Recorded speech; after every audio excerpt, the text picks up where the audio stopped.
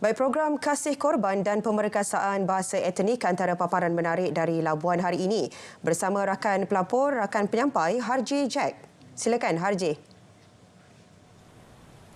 Jabatan Kastam Diraja Malaysia JKDM Labuan menganjurkan program Kasih Korban sempena Hari Raya Aidiladha kali ini. Sebanyak 4 ekor lembu disembelih untuk diagihkan kepada masyarakat setempat dan kaki tangan jabatan itu.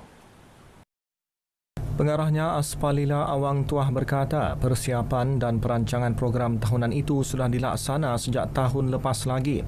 Menurutnya, ibadah korban ini dilaksanakan sebagai platform untuk menerapkan nilai-nilai murni dalam kalangan warganya. Of course, sebab ini merupakan satu program nilai-nilai murni di mana kita tahu Kastam ini merupakan agensi penguatkuasa yang selalu terdedah kepada nasir-nasir yang kurang baik. Jadi kita terapkanlah jiwa kita ni, kita kena suntik semangat dalam jiwa kita supaya sentiasa ingat Allah itu ada.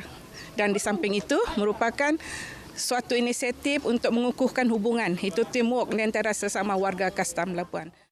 Beliau berkata demikian ketika ditemui pemberita pada program itu yang berlangsung di perkarangan Kompleks Perumahan Kastam Labuan. Warga Pendidikan dan Latihan Teknikal dan Vokasional TVET Labuan menyambut baik peruntukan pembiayaan tambahan dalam usaha kerajaan melahir lebih ramai tenaga mahir di pulau ini. Timbalan Pengarah Latihan Institut Latihan Perindustrian ILP Labuan, Peter Wong berpendapat pada kadar kebolehpasaran kerja lebih 95%, kapasiti tenaga pengajar TVET perlu dipenuhi agar dapat memenuhi permintaan tinggi negara. Dengan adanya suntikan ini, mungkin ada peningkatan dari segi jumlah peserta ataupun pelajar yang boleh kita serapkan ke Institut Latihan Kemahiran, terutama di ILP Labuan. Menurutnya, ILP Labuan kini sedang mewujudkan program perdana iaitu teknologi minyak dan gas selain teknologi kimpalan. Taman Mini Awam Baharu berhampiran bulatan utama kini menjadi tarikan baharu di Labuan. Ia salah satu langkah pengindahan bandar Mini Pocket Park Jabatan Wilayah Persekutuan bagi memperindah lanskap selaras matlamat bandar pintar bagi memangkin pelancongan ke pulau ini. Kalau kita melihat sekarang ini, kita menambah baik supaya warga Labuan sekurang-kurangnya kalau pada hujung minggu dapatlah membawa keluarga dan sebagainya untuk berehat sedikit di sini dan menikmati. Ini juga selari dengan seperti mana kita lihat, kita telah pun menaik taraf Bulatan Merdeka kita yang berada di belakang saya. Jadi ini adalah kesinambungan terhadap menaik taraf tersebut. Tambah Ridwan, laluan jalan raya di bulatan tersebut juga bakal dinaik taraf selain beberapa tapak lain di jalan pesisir pantai dari Membidai ke Tanjung Aru yang terdiri pelantar tinjau, gerai kios jualan serta tandas awam. Penggunaan bahasa etnik perlu dipelihara dan diperluas terutama dalam kalangan generasi muda agar bahasa ibunda tidak luput dan dapat diwarisi generasi akan datang.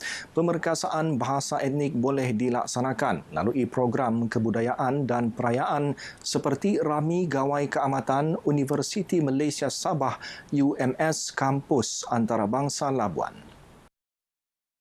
Dekan Fakulti Kewangan Antarabangsa UMS Kampus Antarabangsa Labuan, Profesor Madya Dr. Geoffrey Harvey Tanah Kinjal berkata, program berkenaan juga boleh menyatu padukan masyarakat berbilang budaya. Pada tahun hadapan, kita menyarankan bahawa fokus yang akan dikenakan adalah pada memberikan tekanan kepada bahasa ibunda daripada Sabah dan Sarawak supaya ianya boleh dikongsi bersama bukan hanya kepada pelajar-pelajar daripada Sabah Sarawak dan juga kepada seluruh Malaysia.